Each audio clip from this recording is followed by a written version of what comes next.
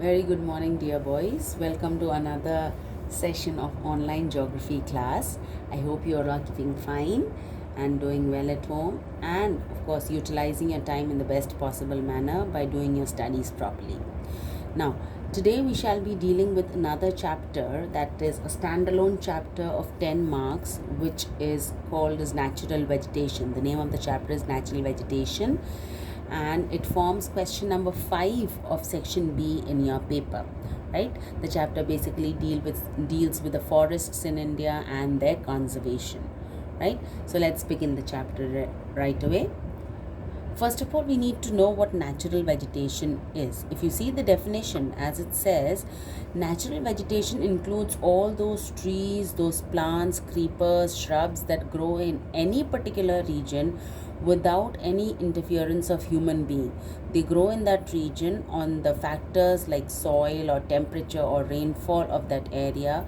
Because of such climatic conditions or conditions of topography, when trees grow in any region, it is called as natural vegetation, right? Now, so what are the factors which influence the natural vegetation of any specified area? There are two major factors which influence the natural vegetation.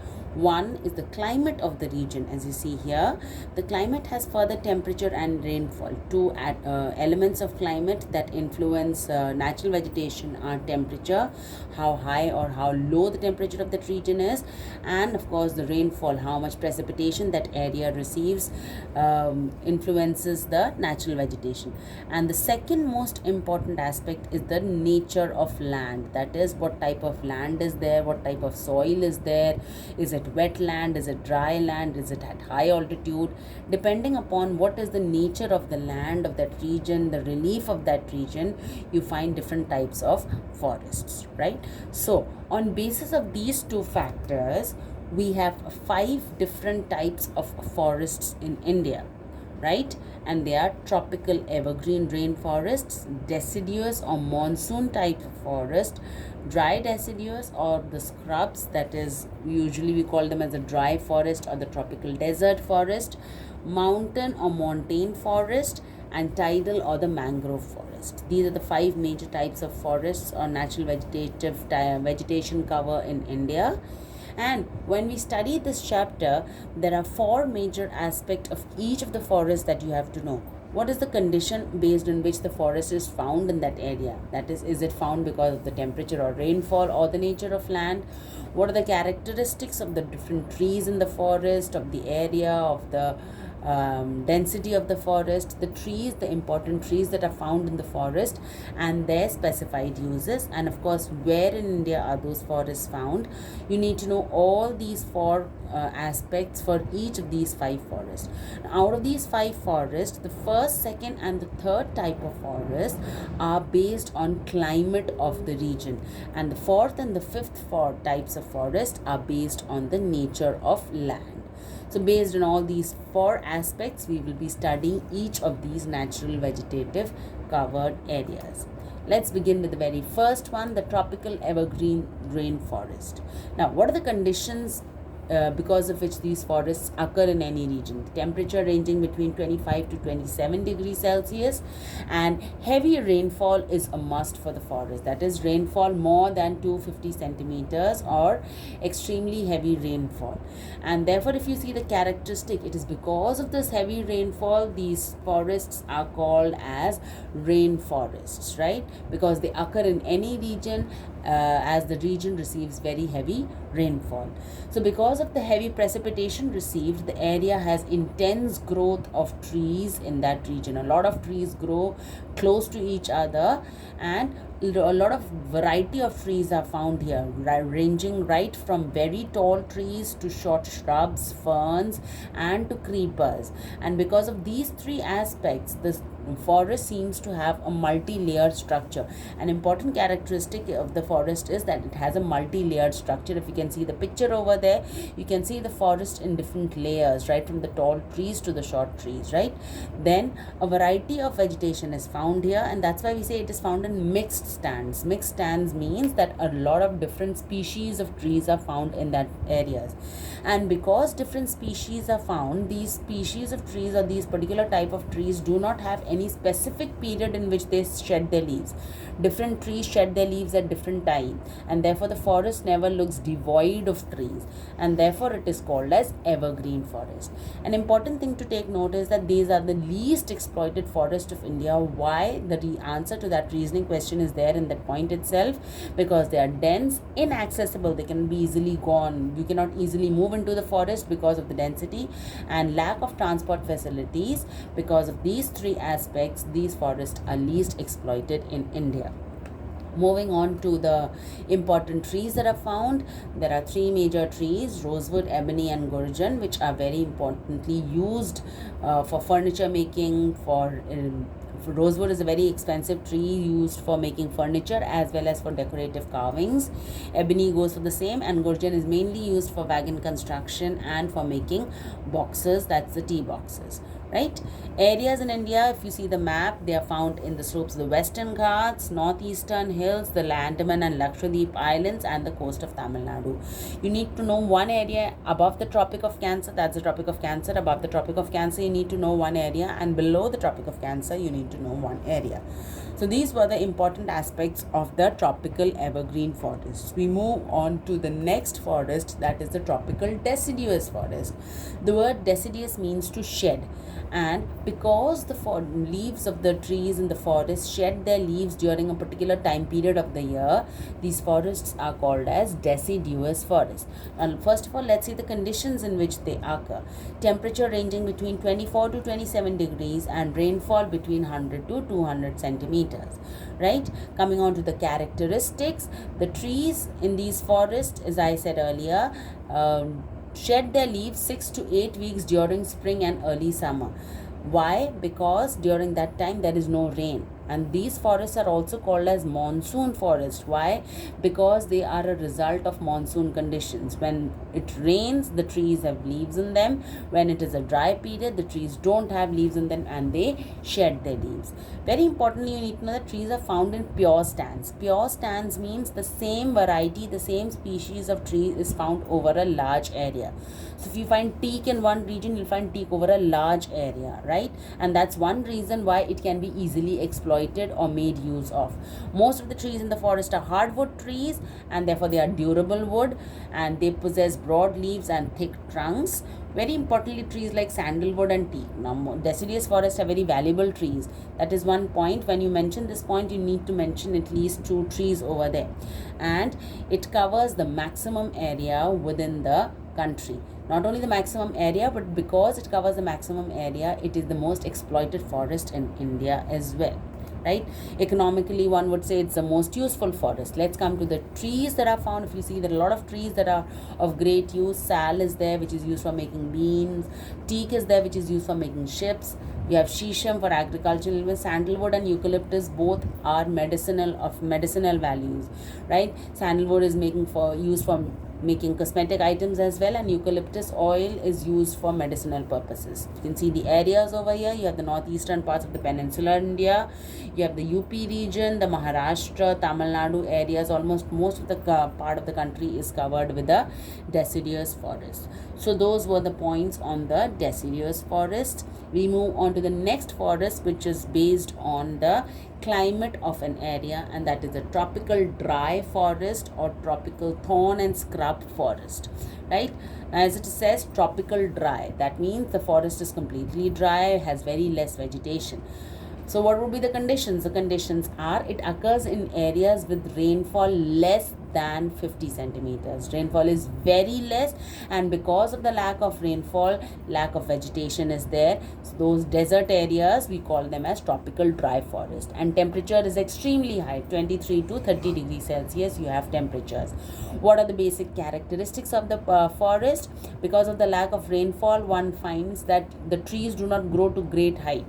Stunted means they are short, and with large parts of coarse grass and all is found in that region. So stunted trees are found in that region. Trees have thick and fleshy stems which store the water. They're the stems, like the cactus is there.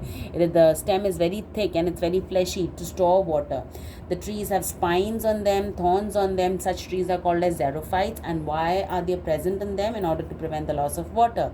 And roots, of course, of all these trees are very long in order to draw the water from the underground table. Now, all these four points that are given are reasoning questions as well with their answers. So please prepare them as reasoning questions, right? Moving on to the types of trees that are found: ber, babool, neem and kher. All of them with their uses for agricultural instruments, for tanning leather and so on. So you should know these trees with their uses. Areas in India, you have the southwestern parts of Punjab, Haryana, central and western Gujarat is there, as well as Rajasthan, and of course the regions of Andhra Pradesh and the Deccan Plateau area, right? So that was about your tropical dry forest. So these were the three forests which were based on the climatic conditions. We now move on to the two types of forests which are based on the nature of land in any area.